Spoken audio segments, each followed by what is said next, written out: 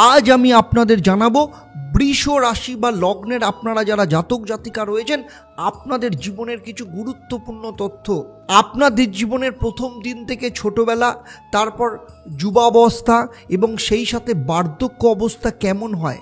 আর আপনারা অবশ্যই জানবেন যে আপনাদের জীবনের গুরুত্বপূর্ণ প্রশ্ন যেটা বারবার আপনাদের মনে আসে, সেটা হচ্ছে আপনাদের জীবনের মোড় বা টার্নিং পয়েন্ট বা গোল্ডেন পিরিয়ড কিভাবে আসে, কবে আসে।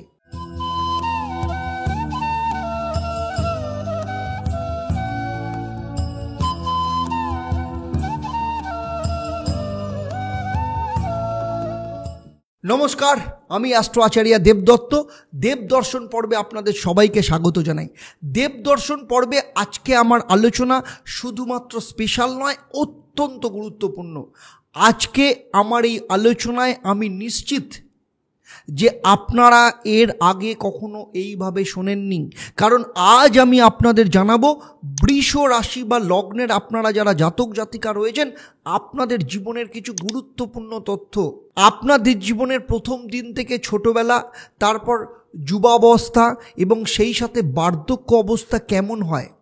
প্রত্যেক মানুষের মধ্যে একই রকম প্রশ্ন কখনো না কখনো অবশ্যই আসে যে আপনার যুবাবস্থা কেমন, আপনার বার্ধক্য অবস্থায় আপনি কেমন থাকবেন। সেই সাথে আপনারা এখান থেকে জানতে পারবেন যে আপনাদের প্রেম, বিবাহিত জীবন কেমন হয়, আপনাদের লাইফ পার্টনার কেমন থাকে।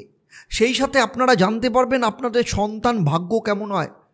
আর আপনারা অবশ্যই জানবেন যে আপনাদের জীবনের গুরুত্বপূর্ণ প্রশ্ন যেটা বারবার আপনাদের মনে আসে, সেটা হচ্ছে আপনাদের জীবনের মোড় বা টার্নিং পয়েন্ট বা গোল্ডেন পিরিয়ড কিভাবে আসে, কবে আসে, কবে থেকে শুরু হয়, কোন বয়স থেকে শুরু হয়। কারণ প্রচুর মানুষের মনে এই প্রশ্নটা থাকে যে আমাদের জীবনের ভালো সময় কবে থেকে আসবে বা গোল্ডেন পিরিয়ড কবে থেকে আসবে। আমার এই আলোচনা আপনার জন্মরাশি বা লগ্নের ওপর ভিত্তি করে। কালপুরুষের রাশিচক্রের দ্বিতীয় রাশি হলো বৃষ রাশি। বৃষ রাশি বা লগ্নের অধিপতি গ্রহ হলো শুক্র। জ্যোতিষশাস্ত্রে শুক্র গ্রহকে মন্ত্রীর পদ দেওয়া হয়েছে। সেই সাথে শুক্রকে সৌন্দর্য, বিলাসিতা বা লাক্সারিয়াস জীবনের কারক গ্রহ হিসেবে মানা হয়। সমস্ত যত কলা বা আর্ট আছে তা সমস্তই শুক্র গ্রহের অধীন। আপনারা অবশ্যই কমেন্ট করে জানাবেন যে বৃষ রাশি বা লগ্নের জাতক জাতিকাদের বাল্য অবস্থা বা শৈশবকালে এরা ভীষণ চঞ্চল প্রকৃতির হয়। নতুন নতুন জিনিসের প্রতি এদের আকর্ষণ ভীষণভাবে থাকে। আবার যে কোনো জিনিসের ওপর এরা খুব তাড়াতাড়ি বোর হয়ে যায়, ফলে নতুন নতুন জিনিসের চাহিদা এদের থাকে, সেগুলো অবশ্যই অ্যাট্রাকটিভ হতে হয়। অনেক বৃষ রাশি বা লগ্নের জাতক জাতিকাদের দেখেছি ছোটোবেলাতে গাড়ির শখ, রিমোট কার চালানোর শখ ভীষণভাবে থাকে। তবে যত তাড়াতাড়ি এরা কোনো বিষয়ের ওপর শখ তৈরি হয় তত তাড়াতাড়ি সেই শখ এদের চলে যায়, আবার নতুন কোনো জিনিসের ওপর এদের আগ্রহ তৈরি হয়। বৃষ রাশি বা লগ্নের জাতক জাতিকারা নিজেদের বাবা মাকে ভীষণ ভালোবাসে, বাবা মায়ের সাথে এদের ভীষণ অ্যাটাচমেন্ট থাকে। এর পাশাপাশি শুধু বাবা মা নয়, এদের সাথে কোনো ব্যক্তি যদি অ্যাটাচ হওয়ার চেষ্টা করে তাদের সাথেও এদের অ্যাটাচমেন্ট ভীষণভাবে বেড়ে যায়। যদি আপনাদের বাড়িতে পরিবারের দাদু দিদা কিংবা ঠাকুমা ঠাকুরদা থাকে তাহলে ছোটোবেলা থেকে এরা এদের সাথে মানসিকভাবে ভীষণভাবে অ্যাটাচ হয়ে পড়ে। যুবাবস্থায় বৃষ রাশি বা লগ্নের জাতক জাতিকারা ভীষণ নিজেদের মন মর্জি মাফিক কাজ করে থাকে।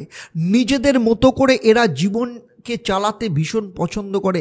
লাক্সারিয়াস জিনিসের ওপর এদের শখ ভীষণভাবে থাকে। এদের 18 বছর হোক কিংবা 24 বছর হোক বা 28 বছর, এই সময় এদের জিনিসের ওপর অ্যাট্রাকশন ভীষণভাবে থাকে।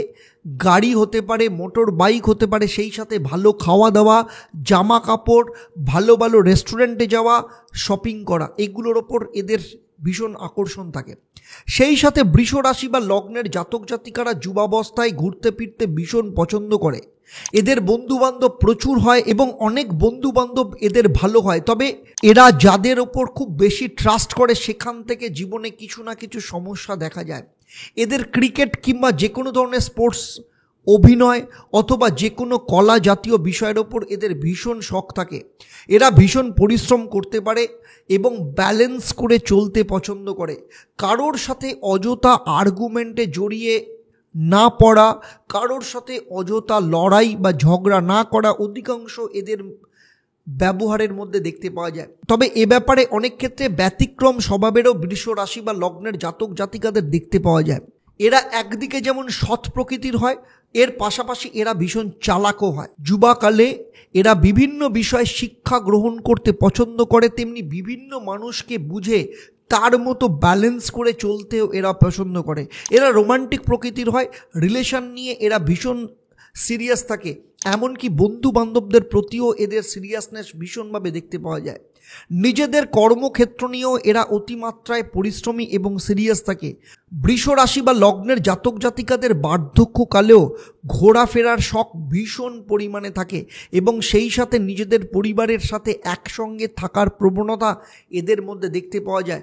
কিন্তু এটা অধিকাংশ ক্ষেত্রেই দেখেছি যে ওভার থিঙ্কিংয়ের শিকার এরা হয়ে পড়ে, ছোট ছোট বিষয় নিয়ে এরা অতিমাত্রায় সিরিয়াস হয়ে পড়ে। তবে বার্ধক্যকালে এরা পরিশ্রম করতে একদম পছন্দ করে না।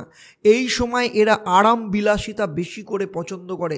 এরা সব সময় চায় যে যে জিনিস এরা পেতে চাইছে সেই জিনিস যেন এরা পায়, কিন্তু সেটা পাওয়ার জন্য এদেরকে খুব বেশি পরিশ্রম করতে যেন না হয়, এই ধরনের মেন্টালিটি এদের মধ্যে থাকে। এদের মানসিক প্রবণতা এমন থাকে যে যুবাবস্থায় যে পরিশ্রম তারা করেছে, যতটা পরিশ্রম করেছে, বার্ধক্যকালে আরাম বিলাসিতা রিল্যাক্স যেন এদের লাইফে থাকে। এবারে চলে আসবো সন্তান ভাগ্য। যেহেতু পঞ্চম স্থান কন্যা রাশি এবং কন্যা রাশি বন্ধা রাশি বা ব্যারন সাইন, তো এদেরও প্রথম দিকে সন্তান আসার ব্যাপারে কিছুটা সমস্যা দেখা যায়। তবে অধিকাংশ বৃষ রাশি বা লগ্নের জাতক জাতিকাদের দেখেছি কন্যা কিংবা পুত্র যেই হোক না কেন অধিকাংশ ক্ষেত্রে একটাই থাকে। সেই সাথে এদের সন্তান মাল্টি ট্যালেন্টেড হয়ে থাকে। নিজেদের মাথার মধ্যে প্রচুর প্রশ্ন নিয়ে এরা চলতে পছন্দ করে। আপনার সন্তানের মধ্যে চঞ্চলতা দেখতে পাওয়া যায়, কিন্তু সেই সাথে এরা প্রচণ্ড পরিমাণে জেদি স্বভাবের হয়ে থাকে। এদের মধ্যে অধিকাংশ ক্ষেত্রে ডবল মাইন্ডেড হয়। অনেক বৃষ রাশি বা লগ্নের জাতক জাতিকাদের সন্তানদের ক্ষেত্রে দেখেছি তাদের মধ্যে একটা রহস্যময় জিনিস লুকিয়ে থাকে, তবে ভীষণ মিস্টিরিয়াস প্রকৃতির হয়। এর পাশাপাশি এরা ভীষণ বুদ্ধিমত্তার দিক থেকে তেজিও হয়। এদের মধ্যে জ্ঞান থাকে এবং সেই জ্ঞানকে বাইরে নিয়ে আসার চেষ্টা করে। এদের কথাবার্তা বলার ধরন যেমন ভালো হয়, তেমনি কমিউনিকেশন স্কিল এদের ভীষণ ভালো থাকে। কিন্তু আপনার সন্তান তার ডমিনেটিং হওয়া একদম পছন্দ করে না। নিজেদের মতো করে সব কিছু করতে এরা ভীষণ পছন্দ করে। বাবা মাকে তো সাপোর্ট করেই, এর পাশাপাশি এরা একগুঁয়ে স্বভাবেরও হয়ে থাকে। এবারে চলে আসবো বৃষ রাশি বা লগ্নের জাতক জাতিকাদের প্রেম, বিবাহ ও বিবাহিত জীবন নিয়ে। প্রেমের ক্ষেত্রে এরা অনেক ক্ষেত্রেই ভাবনা চিন্তা করে সঙ্গী নির্বাচন করে, তাই প্রেম প্রস্তাবে অ্যাকসেপ্ট করতে অনেক সময় লাগে এদের। এরা পার্টনারকে প্রপোজ করা বা নিজে থেকে আই লাভ ইউ বলার পরিবর্তে সেগুলো শুনতে বেশি পছন্দ করে। এরা প্রথমেই নিজেদেরকে এক্সপ্রেস করতে পারে না। বিবাহিত জীবনের ক্ষেত্রে বলবো এদের সপ্তম ভাবের অধিপতি গ্রহ মঙ্গল এবং শুক্র দুজনের চিন্তাভাবনার মধ্যে পার্থক্য অবশ্যই থাকে। দুজনের চিন্তাভাবনার বিচারধারার মধ্যে মতভেদ দেখতে পাওয়া যায়। আপনার জীবনসঙ্গী যে হয় সে ভীষণ রাগী প্রকৃতির হয়, ছোট ছোট বিষয়ের ওপর নিজের মতামত বা নিজেকে বেশি গুরুত্ব দিতে পছন্দ করে। বিবাহিত জীবন মধ্যম প্রকৃতির হয়, না খুব ভালো হয় না খুব খারাপ হয়, কিন্তু এখানে যদি আপনি নিজেকে কন্ট্রোল না করেন সেক্ষেত্রে দুজনের মধ্যে ফাইট হওয়া সম্ভাবনা অনেক বেশি পরিমাণে থাকে। তবে আমি দেখেছি অধিকাংশ বৃষ রাশি বা লগ্নের জাতক জাতিকারা অর্থ সঞ্চয় করতে ভীষণ পছন্দ করেন, তাই এদের পারিবারিক জীবন চালানোর ক্ষেত্রে খুব একটা সমস্যা হয় না।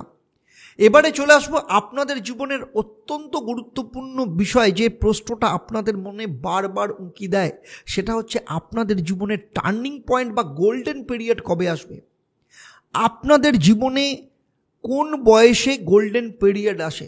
অধিকাংশ বৃষ রাশি বা লগ্নের জাতক জাতিকাদের ক্ষেত্রে দেখেছি 22-23 বছরের পর থেকে শুরু হয়ে 32-33 বছরের মধ্যে জীবনে এমন টার্নিং পয়েন্ট বা গোল্ডেন পিরিয়ড আসে যা আপনি কখনোই জীবনে ভুলতে পারেন না।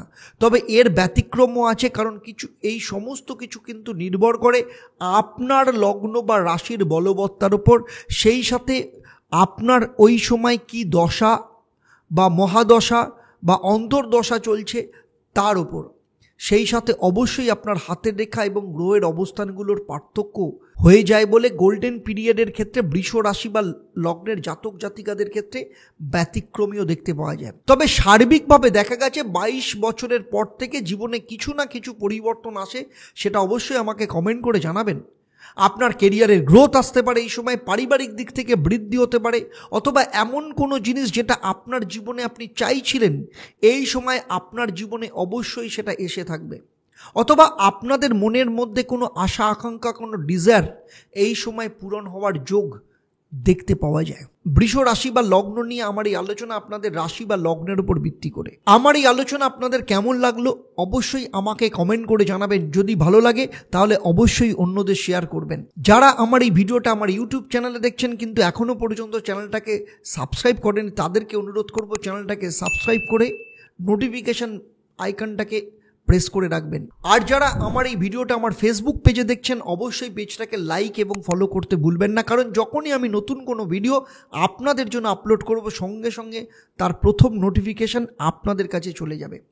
সেই সাথে আপনাদের আরেকটা খুশির খবর দেব, আমাদের নতুন podcast channel the Debdutta show বা TDS অলরেডি লঞ্চ করে গেছে, যে চ্যানেল একমাত্র বাংলায় পডকাস্ট এবং বাংলার পডকাস্টের জন্য। যারা এখনও পর্যন্ত চ্যানেলটাকে সাবস্ক্রাইব করেননি বা ফেসবুক পেজটাকে লাইক ও ফলো করেননি তাদেরকে বলবো নিচে ডেসক্রিপশানে তার লিঙ্ক দেওয়া রয়েছে, আপনারা অবশ্যই সেখানে গিয়ে সেই লিঙ্কে ক্লিক করে আপনারা চ্যানেলটাকে সাবস্ক্রাইব করতে পারেন এবং ফেসবুক পেজটাকে লাইক ও ফলো করতে পারেন। কারণ এই চ্যানেলের মধ্য দিয়ে আপনাদের জীবনের বিভিন্ন সমস্যার সমাধানের জন্য সেই বিষয়ের ওপর এক্সপার্ট মানুষের সাথে আড্ডা মারার মাধ্যমে আপনাদের জীবনের বিভিন্ন সমস্যার সমাধানের উত্তর আমি খুঁজব। সুতরাং অবশ্যই চ্যানেলটাকে সাবস্ক্রাইব করতে ভুলবেন না। সেই সাথে বলবো যে আপনারা জানেন যে আমি আপনাদেরকে প্রত্যেকটা পর্বের শেষে এতদিন পর্যন্ত একটা প্রশ্ন করে এসেছি, যারা সঠিক উত্তর দিয়েছেন লাকি ড্রয়ের মাধ্যমে আমি 3 জন সঠিক উত্তরদাতাকে বেছে নিয়ে আপনাদের কিংবা আপনাদের পরিবারের কোনো একজন সদস্যের জন্মছক ও তার সমস্যা নিয়ে আমি আলোচনা করেছি এবং এই পরিষেবা আমার তরফ থেকে সম্পূর্ণ বিনামূল্যে ছিল। কিন্তু সমস্যা হচ্ছে যারা লাকি ড্রয়ের বিজেতা হন অনেকের সাথে আমরা কমিউনিকেট করতে পারি না, কারণ আপনাদের সাথে কমিউনিকেশন করার কোনো রাস্তা থাকে না। তাই আপনাদের কাছে আমার অনুরোধ, আপনারা অবশ্যই কমেন্ট করে জানান যে এমন কি রাস্তা হতে পারে যার মধ্য দিয়ে আমরা আপনার সাথে খুব সহজেই যোগাযোগ করতে পারবো। তাহলে আজকের মতো আপনাদের কাছ থেকে আমি বিদায় নিচ্ছি। আবার দেখা হবে আপনাদের সাথে পরবর্তী পর্ব মিথুন রাশি বা লগ্নের জাতক জাতিকাদের জীবনের বেশ কিছু গুরুত্বপূর্ণ তথ্য নিয়ে। আপনারা আপনাদের পরিবারের সবাইকে নিয়ে ভালো থাকবেন, সুখে থাকবেন, শান্তিতে থাকবেন, সুস্থ থাকবেন এবং নিয়মিত দেখতে থাকবেন দেবদর্শন পর্ব এবং নতুন podcast channel the Debdutta show. নমস্কার।